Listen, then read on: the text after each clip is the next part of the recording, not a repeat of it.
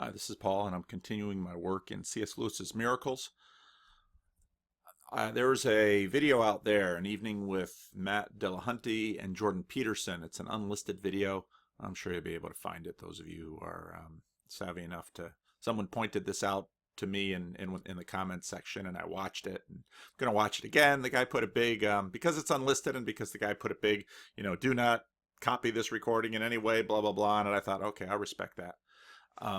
But it's an interesting conversation, and one of the interesting things, Dillahunty, I'd never heard of him before, but apparently he goes around. He's a former Southern Baptist, and he goes around with his own conversion story. It's funny how the conversion stories, this conversion routine kind of flips. The Christians go around on the stump saying, I was blah blah blah blah blah, and now I saw Jesus, blah blah blah, and then you got the people doing the other thing. So his claim to fame is that he used to be a Christian and he isn't anymore, so now he's an example of you can flip too. But, one of the big things that he talks about in this is, the laws of physics, the laws of physics, the laws of physics, and the laws of physics kind of frame reality.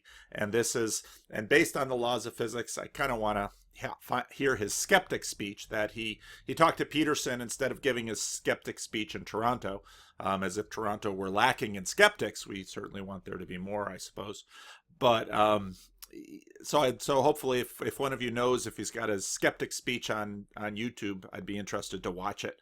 But he keeps talking about the laws of physics, and that grabbed my attention. Great quote by C.S. Lewis. To say that a stone falls to earth because it is obeying a law, such as the law of physics, makes it a man and even a citizen. Now think about that. Why a citizen? Well, citizens obey laws. So what's one of the things that I read in How to Think by Alan Jacobs, which is a terrific book that I just finished, Jacobs makes the point that so often metaphors, we run into thinking problems when we begin to stop recognizing a metaphor. Law of physics is a metaphor. Well, what's a metaphor of? And this is exactly what C.S. Lewis points out. To say that a stone falls to earth because it is obeying a law, such as the law of gravity, makes it a man, even a citizen. And I'm going to pull up some quotes about some stuff from Rupert Sheldrake in this, where he's talking about laws and metaphors. Well, we're right here already. So interesting. This was a really fascinating video to watch. Russell Brand's interview with Rupert Sheldrake. I've seen it a couple of times, and I know Sheldrake is a very controversial figure in the scientific community, and I'm sure rightfully so.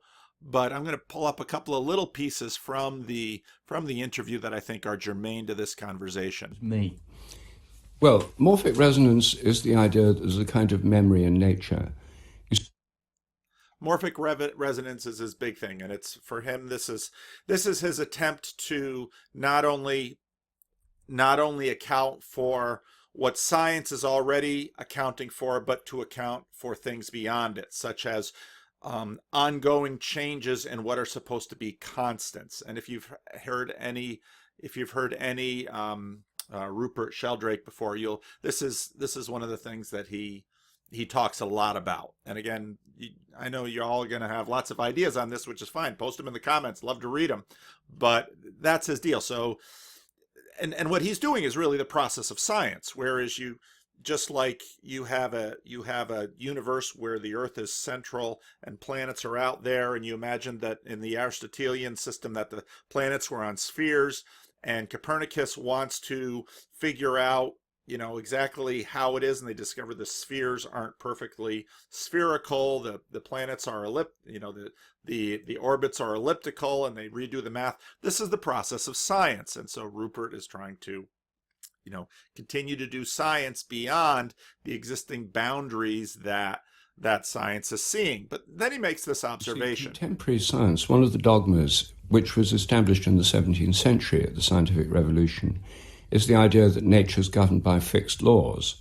And the idea was, in the 17th century, God is the maker and ruler of the universe, and God is eternal, so God's laws are eternal. And then the idea was that everything in nature had to follow these laws because God is omnipotent, so God was the universal law enforcement agency. That was the metaphor. Yes. it was a theological conception, and they didn't have the idea of evolution then. And it's a very anthropocentric metaphor, the idea of the universe that nature is governed by laws. I mean, only humans have laws. Yes. So when you think about it, it's not a very appropriate metaphor to start with. No. There are just patterns, and I like this idea.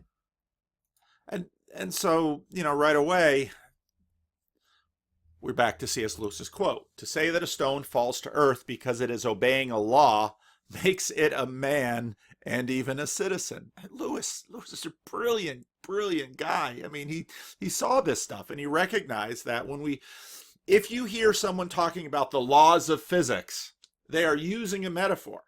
And that metaphor is based on what I called in some of my previous visions a monarchical vision of the universe. Whoa, have I jumped too far? Yes.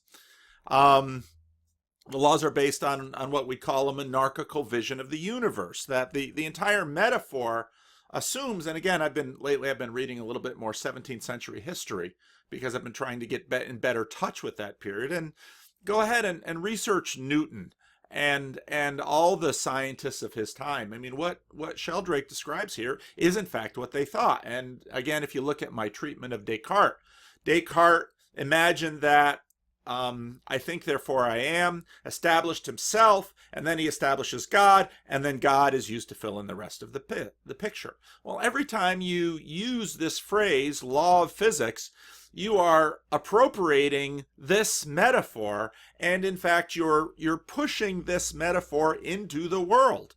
And this is, again, what I think of the monarchical vision. Now, this is Sheldrake talking about a little bit further on in the video. With those rats before. Morphic resonance is about similarity in patterns of vibration or patterns of activity. What I'm suggesting is there's a kind of resonance across time that just goes across time without falling off with time and across space. I mean, this is a difficult idea, perhaps, but the alternative is laws of nature that are outside time and space altogether and yet somehow present everywhere. It's not as if the conventional alternative is absolutely mind-boggling, the mind-boggle factor free. It's just we're used to it. That's right, you're quite right. That to suggest there are objective laws that exist outside time, that is an unusual, and as you've said already, it's analogous to the idea of God anyway, saying that there is an absolute template, a sort of a monolith of truth that stands beyond all. That's, in a sense, as a paradigm, that is the same as saying God. There's these rules that are in charge. Except for materialist scientists, the rules are supposed to have come about spontaneously by themselves. They're like things in a mind, but they say there is no mind. So they're completely paradoxical. To have laws that are immaterial, that are rational, that have no material being, and yet no non-material substrate, is an incoherent belief, and yet that's what most scientists believe. And so right there, that's in a sense what I call this monarchical vision. And as Russell Brand points out, if you look at that vision, it's eternal, it's unchanging.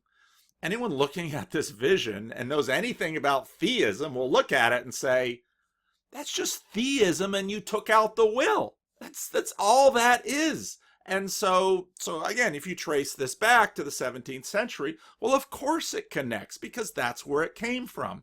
But what has happened is that the contemporary scientists, because they weren't living in the 17th century and don't remember it and haven't been studying any history, well, they've simply forgotten it. And what's been left is this shell. And again, if you read Charles Taylor's A Secular Age, he runs through a long, big, fat, long history of this process to arrive where we have this monarchical vision, but we have taken out the God, yet the God is still functioning as this monarchical vision, and now we just use different words for this God. We call him laws of physics. And again, if you sit across from a debater like Dillahunty, who's arguing for atheism, you might say, well, your God is your laws of nature. And this is where, in a sense, Rupert Sheldrake walks in and says, yeah, but wait a bit, your constants aren't that constant, and you just keep changing things to fit the data. One of the quotes I want to pull up is from an audio course that I've been taking on the history of science in the 20th century. And in fact, quantum theory, basically they couldn't figure out why this movement that we can't track of the subatomic particle. So therefore, let's just assume it and move on from there and see if that helps our systems. And it in fact did help their systems, and therefore it is helpful. But we soon forget the move we made in order to progress with the science, and then we, in a sense, then the science itself becomes the dogma, and anybody says, hey, wait a minute, remember that move you made back there? No, we don't talk about that. Okay.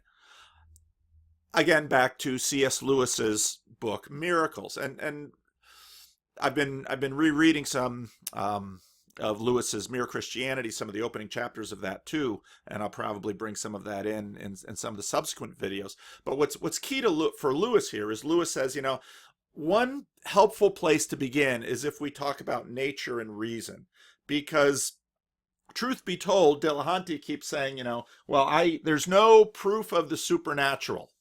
And that's when, in a sense, Peterson wades in with his phenomenology and his pragmatism, which I think does undermine the point. I think Peterson is legitimate there, but I think actually Lewis has seen this through and really finds where one of the key problems that that arguers like Dillahunty or Rationality Rules has, which is rationality itself. And now this is really ironic, because if you listen to these guys, they keep flying the flag of reason.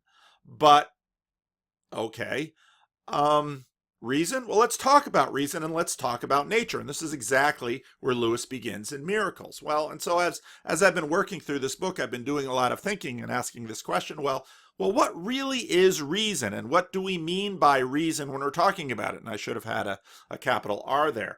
And as I even went to the online Stanford Dictionary of Philosophy and thought, surely they must have a definition of reason. I couldn't find one. So this is my own, and please let me know what you think of it in the comments section. What Lewis is talking about when he talks about reason here is basically a chain of thought process or a mental event that's trying to connect self-evident truths and relationships. And perhaps an example of this is math, long division. When you were in grade school, you learned how to do long division, and you drew that thing and you put the big number here and the big number there, because you couldn't just divide this number in your head. So you drew the thing and you put it, and then you carry it down, and you do this whole process, and you come up with the answer. Now, what's critical about that is that, in fact, the process is fixed. Your grade school teacher taught you the algorithm, exactly, how to work this process, and the answers are duplicable. In other words, you have those in there, you do the division, you always get the correct answer. If you start in the right place and you follow the process, you end in the right place. And what's important here is that, again, we are trying to transcend individual perception. And the assumption here is that any reasonable person who understands the premises and understands the processes and understands each step at a time will get to the correct conclusion. And we see this in long division, and we see this is, in a sense, what reason is for us. And so if you look at the atheist arguers like Dillahunty or Rationality Rules, this is their answer, that this is the process by which we can arrive at truth. And we see it in mathematics, and then from there we extrapolate on to further and further more difficult and more controversial reasoning. A couple of days ago, after the Bill Maher interview with Jordan Peterson, I posted a video about that, and that one just took off like crazy. Everyone was interested in the overtime segment that Peterson kind of took over with his question, which I thought was a great question. But what's interesting when you look at the comments, people are, of course, are all over the map. Now, for a lot of my regular videos, it's the regular commenters, and it's really I've been terrifically impressed by the community in the comment section. People are having reasonable arguments back and forth. There isn't a lot of name calling. There isn't a lot of straw manning. There isn't a lot of any of this stuff. People are actually having productive conversation. But then in the comments for this other video, well, now we're just out in the open field of American politics, and he's an idiot and she's an idiot and I'm disappointed in him, and on and on and on. Now, that's just kind of the way it goes. And now you would, by this, you would be able to imagine that, well, why has reason failed us when it comes to politics? Why has reason failed us when it comes to religion? Well, because the problems are getting larger and larger and further away, and it's a good bit more complicated than long division, which you learned in grade school. So, but now this process is something we do. But this process can also be impaired by many things. And so what you will see with almost any argument, whether you're watching Peterson and Dillahunty, or soon we'll watch Peterson and Sam Harris, and people are always attacking other people's arguments by claiming that there's some other natural reason for the conclusion they come to. And in other words, there's a natural reason for it. It isn't pure reason. Because if it were pure reason, then it would be true. But if there's another reason for it, such as you're drunk, or you're rich, so you're trying to keep your money, or you're poor, so you're trying to grab the money of the rich person, or you're religious, and so that's contaminating your argumentation, watch how often these arguments come in. And if you watch the Rationalities Rules video, again, he says, well, Peterson has a motive. Well, reason is undermined by motivation. And if you have a motivation, you will give up reason. Well, what is then reason? Well, we'll go back to the Russell Brand conversation. It's this monolithic, monarchical vision by which all subjectivity is erased, and we see God in the vacuum, in the vacuum of nature. We see from God's perspective, and in one of the videos, I think it was the video on should pastors tell you how to vote, in a sense, we create the Tower of Babel, and we climb to the top, we reach up to the heavens, and now we can see as God sees, and now we can have truth. And now that we have truth, well, suddenly the will comes in. Now that we have truth, now we can instill our will upon the universe. And this, in fact, is this is the desire of technology. This is the promise that technology fills us with. And again, we see tools, we see opportunity, we see potential. When we see this kind of powerful potential, it grabs at our heart, and we're back into a Tolkien Lord of the Rings Ring of Power type conversation once more. Now, what the naturalists or materialists say is that this process itself is a product of nature. But then you have to ask the question, well, why does this particular product of nature, which you believe is pure reason, by which you can do long division, and after that far greater exercises of sustained thought and intentionality and process that can be reproduced, what is the difference between that in nature and drunkenness? Trying to do math when I'm drunk, or trying to do math when I really want to get the answer right, so I peek over at the other paper and I see the answer, so I copy it. Or maybe it's a multiple choice test and I'm doing all this work and I can't really come up with the right answer, the right math answer, so I look at the 4 options and I pick the one that seems most reasonable according to what I've done. Now, you might have gotten the right answer, but rationality says wrong. You have failed because you are not doing the process that we, in fact, call the basis of civilization. This is the basis of our rule on the earth. This is the basis of our power. So say one is nature and the other nature. Well, what the naturalists say is, the naturalists or the materialists say, is that it's all nature. Well, now you have the problem. Why are you discriminating between one or the other? And how will you know the difference? And in fact, Dillahunty in this, Peterson nails him on why is keeping your head, why do you consider that a good thing? And the next chapter in Lewis is going to deal with morals and these kind of value statements. And Dillahunty says, well, because ancestor after ancestor prioritized self-preservation. Therefore, that priority got encoded in our genes, and that got carried on to me, so I still do it.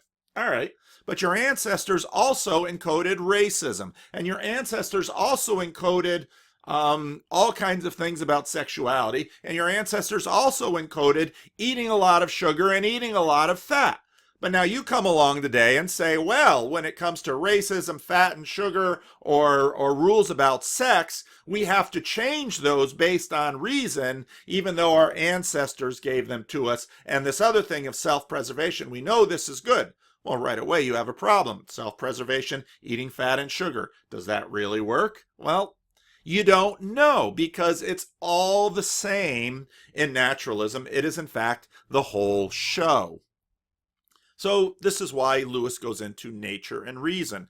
And this is where Peterson's point of, coming in via pragmatism and we not seeing world, but reality is this field of potential in which we act. And I'm going to have to go back through the video, and Peterson lists a number of things. And I thought, Peterson's comments there were very clear and helpful. Everyone acts, and in fact, society enforces that this process called reason is privileged above all other natural thought process. In other words, if your teacher asks you, how did you get the answer to that problem? And you say, I guessed. The teacher will say, go back and show me you can do it again. Why? We have so privileged reason, and in fact, all of the rationality people privilege reason, because what they keep hammering on us is reason, reason, reason, reason. And if you watch, for example, Jonathan Haidt's video on, reason and bias, Jonathan Haidt is looking at him and saying, you're not that reasonable. In fact, what we know from a fair amount of brain science is that if you take out more of the intuitive elements, people can't pick via reason. That's simply not how we work. But yet we privilege reason. Why? Well, we privilege it because we know it can be corrupted by motivation, and we know it can be corrupted by error, and we know it can be corrupted by chemical issues such as alcohol or other pharmacological agents. And we know it can be corrupted or even killed by nature and physics. And this gets into the broader conversations with Brett Weinstein, who says that, well, the material level is the highest level. And Jonathan Pajot, expressed his skepticism to that. And the reason the materialists say, well, it's the highest level, it's because if you're doing your math problem and someone puts a bullet through your head, you're not going to finish it. And so, therefore, materiality is key. But you have the problem that just because you put the bullet through the head of the mathematician, it doesn't mean you've killed math. And as Rupert Sheldrake notes, there's the problem. Because the naturalists or the materialists want to say, it's all in the material, but then they have the problem of math. Well, what is math? Is math something that we project onto the material world, or is math something that we see from the material world and derive from it? And in some ways, now we're back into Plato and Aristotle. Now Lewis, again in his book Miracles, talks about the frontier between reason and nature. And note some of these very interesting relationships. Nature can kill reason. In other words, the bullet can kill the mathematician. But the bullet killing the mathematician does not kill math. And it doesn't just not kill math because math is only something that human beings do. And this is where all the rationality people, and in fact the conversation about realism gets very interesting, because, well, the materialists want to say, if the tree falls in the woods, it still makes a noise even if nobody hears it. Well, okay, but how do you describe that noise? Can you? So does math evaporate when we evaporate? So nature can kill reason, but reason rules over nature. Reason can employ nature. We see this all the time with science and technology. Reason can harness nature. Reason can change nature. Our employing reason does things in nature that nature doesn't do by itself. Now, what's interesting is people want to say, well, that's all part of naturalism. Well, then you really can't complain about pollution, because pollution is just as natural as anything else because we're natural. But we never use the words that way. Well, why not? Well, I think we know more than we think we know. See, nature serves reason, and every time someone develops something in technology, nature is serving reason. Nature and our so nature and our employment of reason are, however, in a long war. So we discover antibiotics and penicillin. That way we can kill bacteria that are in our bodies, and then the bacteria become resistant to it. And you will find this almost perpetually in technology. We develop a technology via our reason. Our will employs our reason. We harness technology, or via technology, we harness nature.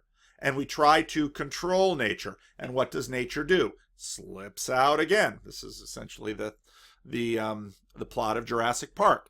That where reason and nature are always in this fight with one another. And this fight goes on and on and on. And so humanity, we begin to dominate the earth as the dominant species, and illnesses break out and overpopulation, and we threaten the sustainable the carrying capacity of the planet, so on and so forth. Now, if you read an interesting book like Guns, Germs, and Steel, what Jared Diamond essentially does is tell a long story about how we colonize nature, and he goes into the east west of Europe and Asia, and why, animal husbandry, the number of domesticatable animals. But think for a minute about the domestication of wheat. Well, what happens? Well, this plant, this grass, this grainy grass grows, and naturally when the stalk gets to a certain point, it bursts.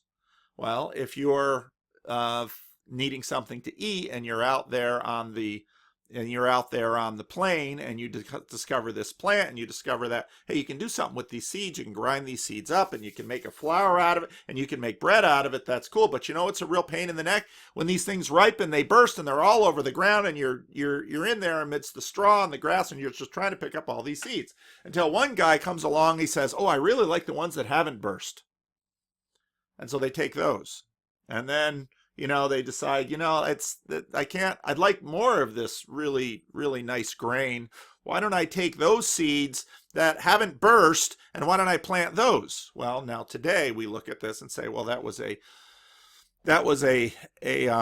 recessive genetic characteristic of these particular seeds. So if you take these seeds and you start to plant these seeds, you're going to get a field with more of that recessive genetic quality, and on and on and on and on. Well, what are we doing? We are employing reason to change the world. And if you read a book like, I've mentioned it before, 1493, in fact, we've been terraforming the world from the start. And part of what 1493 is about is that the colonization of Europeans in the Americas wasn't just people coming over and killing other people. We terraformed North America so that it would look like Europe.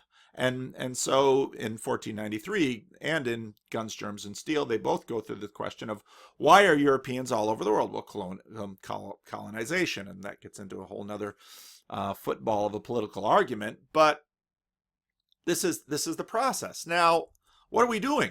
Well, we're colonizing nature. We're taking hold of it. Now, this gets theological, because, well, right at the beginning of the story, God makes a man out of clay, and what does he do? He breathes in it. And so according to the book of Genesis, what is a human being? A human being is made of the stuff of earth, but given the breath of God. And if you look at how humans behave, and you look at how humans relate to nature, well, that's exactly what we do.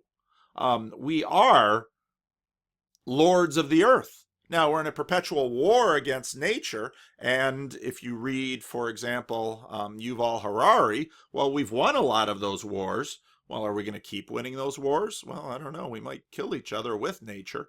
That's what we do. We harness nature, so we colonize it, we bend it to our will, and then we employ it with our will to do our bidding. Now, I'll often in my classes talk about glory and talk about the fact that when you see a cake, that cake is glorious. Well, what does that mean? Be fruitful and multiply and fulfill the earth, the book of Genesis says. And in my Calvinist training of my youth, we called this the cultural mandate.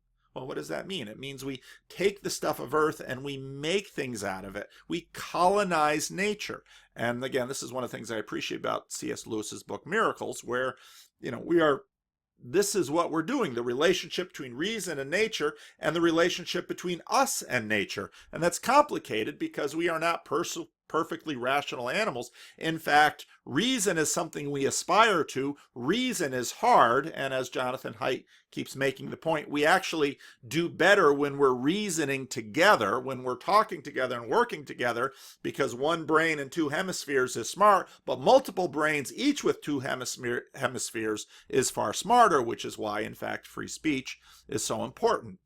But now, again, you get back to Matt Dillahunty, and I won't believe anything until I see the supernatural. This past Sunday, I preached on doubting Thomas. Thomas comes along and says, I'm not going to believe he's risen from the dead unless I can put my fingers in his hands and my hand in his side.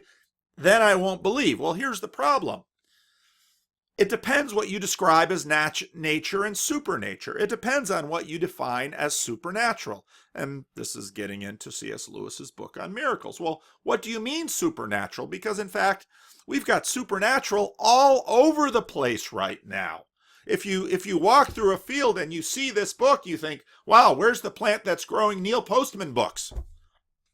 Not there, baby. We're the stuff of earth and the breath of God. And, we're doing this kind of stuff. And we're employing nature. And we're eating lobsters. And shout out to... You know who you are. Thanks for the carving. It's really cool. You don't see supernatural stuff? Well, I think there's a reason for that. And I think Louis C.K. in this pretty famous clip really nails it. It's a lot of trust back then, yeah. Those were simpler times, I think. I just feel like we may be going back to that, by the way. But in a way, good. Because when I read things like the foundations of capitalism are shattering, I'm like, maybe we need that. Maybe we need some time where we're walking around with a donkey with pots clanging on the sides. You think that would just bring us back to... Which, frankly, is pretty supernatural, too. Because everything is amazing right now, and nobody's happy. Like, in my lifetime, the changes in the world have been incredible. When I was a kid, we had a rotary phone. We had a phone that you had to stand next to, and you had to dial it. Yes. You realize how primitive... You're making sparks in a phone, and you actually would hate people with zeros in their numbers because it was more... It was like, oh, this guy's got 2 zeros. It's true. I remember that. Yeah. And then if they called and you weren't home, the phone would just ring lonely by itself. And then if you wanted money, you had to go in. No answering machine. For when it was open for like 3 hours. You had to stay in line, write yourself a check like an idiot. And then when you ran out of money, you just go, well, I can't do any more things now. Right. I can't do any more things. That's it, yeah. That was it. And even if you had a credit card, the guy would go, ugh, and he'd bring out this whole shunk, and he'd write, you'd have to call the president to see if you had any money. And it's all true, kids. You had to call the president, yeah. It was ridiculous. Yes. Do you feel that we now, in the 21st century, we take technology for granted? Well, yeah, because now we live in an amazing world, and it's wasted on the crappiest generation of just spoiled idiots that don't care, because this is what people are like now. They got their phone, and they're like, it won't. Give it a second. It's going flying to space. Can you give it a second to get back from space? Is the speed of light too slow for you? Yeah.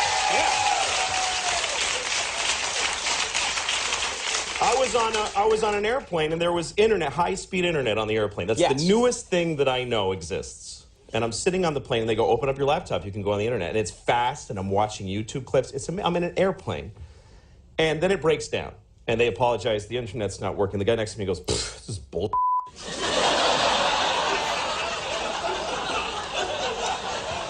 Like how quickly the world owes him something he knew existed only 10 seconds ago.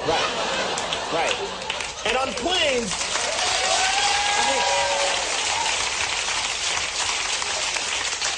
flying is the worst one because people come back from flights and they tell you their story.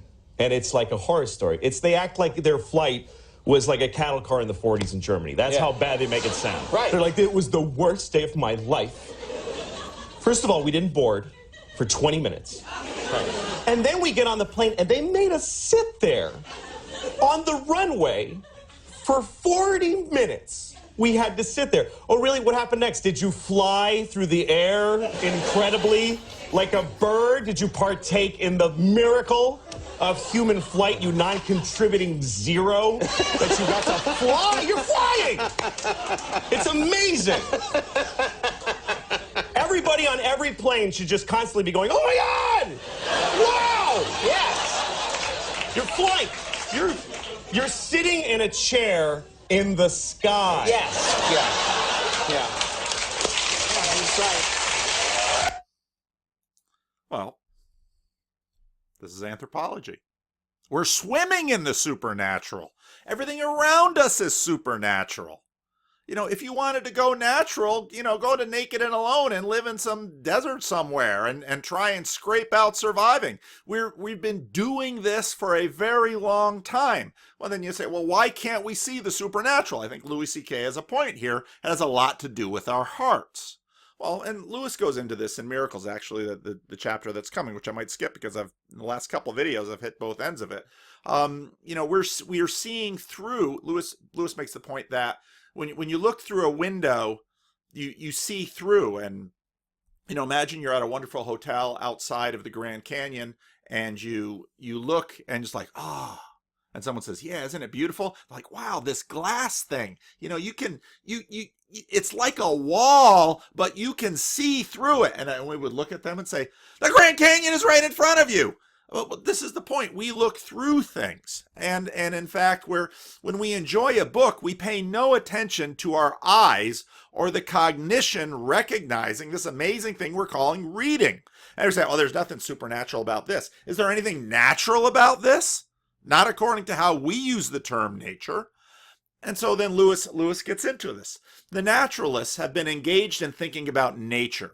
They have not attended to the fact that they've been thinking. The moment one attends to this, it's obvious that one's own thinking cannot be merely a natural event, and that therefore something that other than nature exists. The supernatural is not remote and abstruse.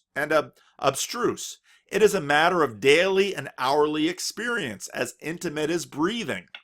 Denial of it depends on a certain absent-mindedness, but this absent-mindedness is in no way surprising.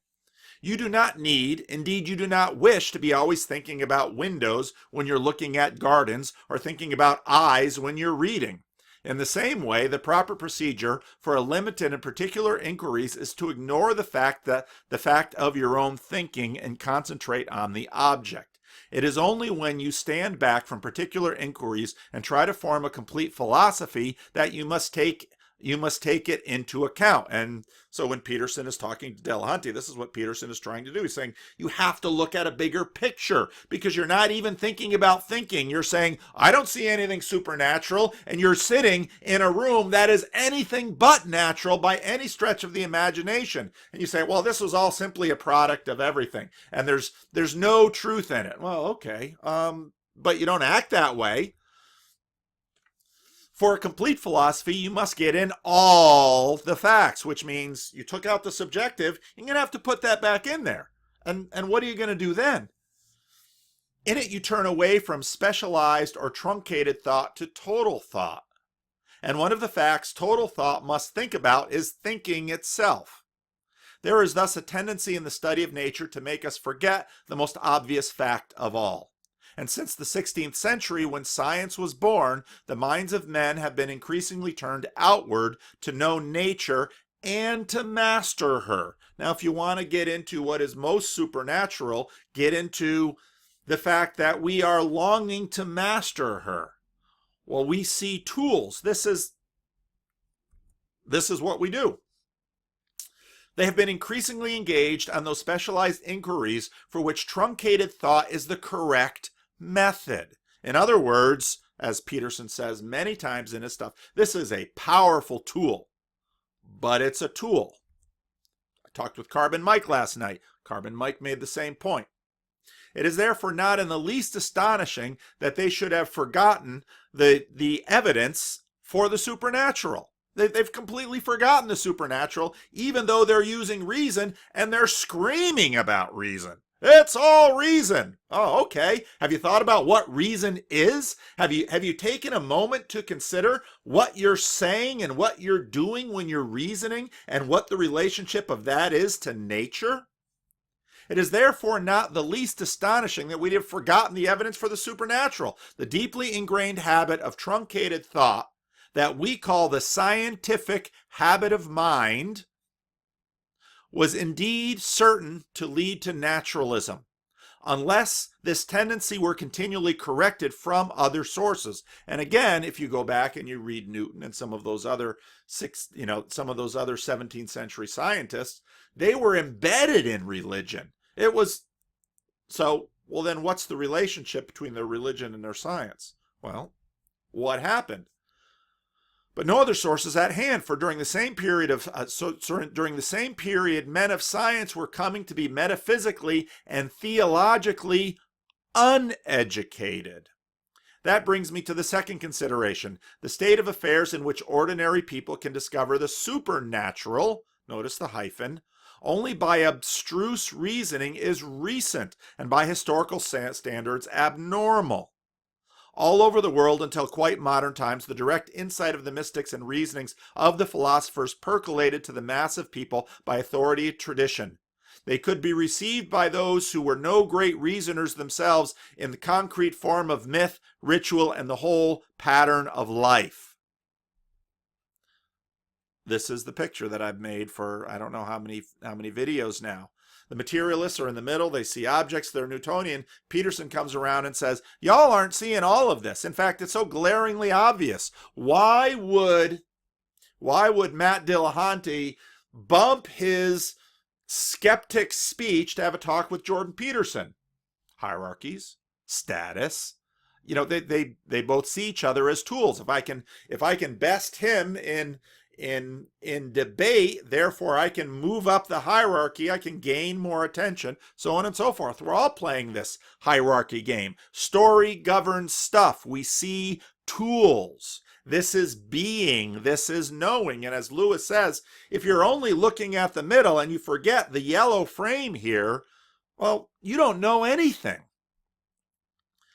And so what we really, I think, have with people like Dillahunty is we have a theist in revolt, that he wants to maintain the laws of physics, but he doesn't, and he endows those laws of physics with everything godlike except a will, and then he parades that around and uses that as a tool to beat up on other people and say, you too should embrace this heartless God who we've taken the will out of him. Well, why is it so important to take the will out of God? Why isn't it so important to get rid of the part of God that has an opinion about our behavior? Well, this is my general thought with pantheism, which we're going to get into later in C.S. Lewis's book Miracles, that what pantheism is in a sense similar to science, because once we have a non-personal being at the center of the universe, I, as a personal being with a will look for whatever technology I can find to try to employ that impersonal thing and use it. So when I pick up this micro USB cable, well, this is a tool. And now I can do a bunch of things. I could tie my shoes with it, I suppose, but what it really works best is hooking up an older type smartphone to a computer. I see tools, and well, now I've got my USB-C cable, and well, now I use this for my newer phones, and so on and so forth. And so what most of these people arguing are, they've still got God, they've just taped his mouth shut. But we still want you to enforce for us the laws of physics. And as Lewis says, well, you're making stones into men, even citizens. Now, beginning of chapter 5, Lewis says, now we're going to have to talk about morality. Because if you think doing long division is hard, think about answering the questions of, should you sleep with someone else beside your spouse? Now, adultery is a wonderful example because, unlike many of the other formerly prohibited aspects of traditional sexuality, even sexual libertines will look down on adulterers, and they might be polys, and they might say, well, you can sleep with anyone, but first check with your partner, because that would be betrayal. Well, now we've got some law of reciprocity going, and if I betray someone, yeah, that's kind of bad, but we sure don't want it done to me. So further difficulty with naturalism. Even as rigorous a determinist as Karl Marx, who at times described the social behavior of the bourgeoisie in terms which suggested a problem in social physics, pay attention to the language, could subject at other times a withering scorn which only the presupposition of moral responsibility could justify. And this is the heart of the complaint, that you can't have it both ways. You want to scorn someone for what is natural? Well, here's where these arguments get interesting, because we want to say, well, we really shouldn't condemn people for things that they're not responsible for. Okay. If you're a materialist, you're not responsible for anything. There's no you to be responsible for. Yet no materialists seem to live this way. Because I should correct myself. There might be materialists that really live this way. We just never hear from them. The reason we never hear from them is that they are so thoroughgoing and so disciplined in the practice of their non-faith that they don't bother to try and correct anyone who's living any other way. And that would actually be consistent for that philosophy. Every time you see a materialist take the stage and want to argue for his point, he is betraying his point. And this is exactly why Lewis starts right at rationality. Peterson starts with phenomenology and starts to bracket the whole thing and say, hey, you can't see that. He doesn't get very far with Dillahunty. They spend most of the time talking past each other. Well, this is why Lewis begins with reason. Some people regard logical thinking as the deadest and driest of our activities and may therefore be repelled by the privileged position I gave it in the last chapter. Now, what's interesting is Lewis is dead on right, because if I would show most of my friends a video from Rationality Rules or Matt Dillahunty, they're just not going to have any patience for it. And so then they're going to say, reason, logical thinking, that's all. I'd rather be intuitive. Well, there's good reason people would rather be intuitive, because intuition is often smarter and it's a whole lot easier than rational thinking. But it's the rationalists that fly this flag. And so they first get tagged on being boring and heartless and, all you rational people, that's no fun at all. And Lewis says in the last chapter, probably a lot of you said that. But logical thinking, reasoning, capital R, had to be the pivot for the argument, because of all the claims which the human mind puts forward, the claim of reasoning to be valid is the one which the naturalist cannot deny without, philosophically speaking, cutting his own throat. And this is exactly right. You want to privilege reason? Please tell me why.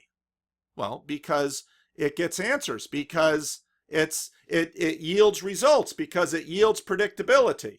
And I think before I do my next video, I'm going to look for this Scott Adams quote where Scott Adams basically lays this out. Well, we know reason works because of this. Okay, well, how far will that reason get you? It isn't very popular. The numbers of people who really do this are quite small, and that's probably because of nature. Probably a tiny, maybe 10% of the population is capable and desirous of doing this kind of rational thinking. You're not going to take over the world. Why? Because of nature. It's not going to happen. And people are like, no, we're on the winning side of history. Really? You've been playing this song for over 100 years, and the first big success was killed in the mud of Belgium and France in the First World War.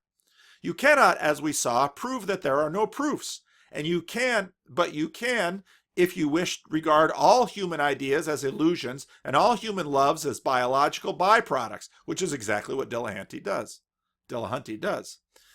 That is, you can do so without running into flat self-contradiction and nonsense. Whether you can do so without extreme implausibility, without accepting a picture of things which no one really believes, is another matter.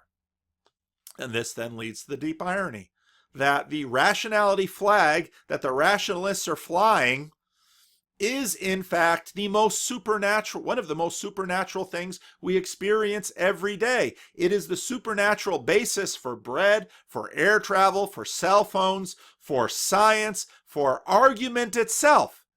And the rationality people keep saying, I don't see anything supernatural. You're doing something supernatural. Why don't you just stop and say, wow, I'm the stuff of earth and the breath of God. And every time I pull a loaf of bread off a shelf and toast it and take a bite, what is it about eating bread? Anyway, there's another little segment on miracles.